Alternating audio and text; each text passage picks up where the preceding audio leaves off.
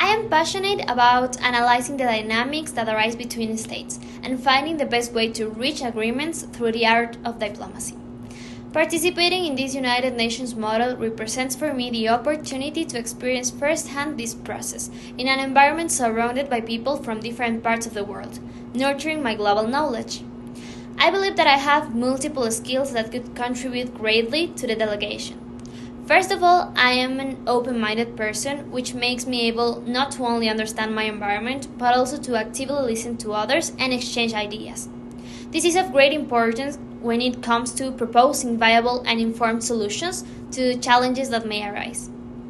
I also have a strong affinity for writing and public speaking, which makes me able to convey my position in a situation clearly, efficiently, and convincingly. In addition, I like to keep myself constantly learning, and I acquire skills and knowledge quickly. I enjoy researching and informing myself in depth, and I always try to analyze situations from all possible perspectives. All of this drives me to want to be part of the delegation and contribute to its development and success in the UN model.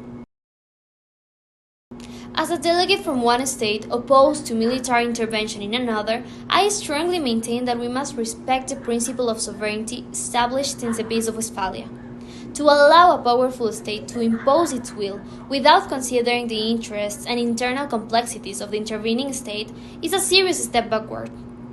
History has taught us, as in the 30 Years' War, that external meddling only fuels protracted conflicts. Moreover, decisions made from the outside rarely represent the will or ideology of the citizens concerned.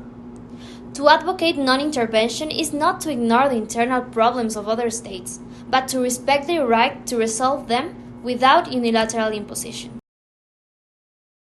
My favorite organ of the UN is ECOSOC, as I believe it is the one that maintains the closest link with civil society and directly addresses the social, economic, and environmental issues that affect people around the world. For as long as I can remember, I have been deeply committed to helping those most in need, and one of my greatest goals is to contribute to building a more equitable society where there are real opportunities to transform lives on a large scale. In that sense, ECOSOC encompasses my main ideals, as it promotes multilateral dialogue and international cooperation as a means to generate sustainable solutions adapted to the diversity of global contexts. I must also say that I identify very much with its approach, as it promotes social justice, inclusive development, and shared responsibility in the face of today's environmental and social challenges.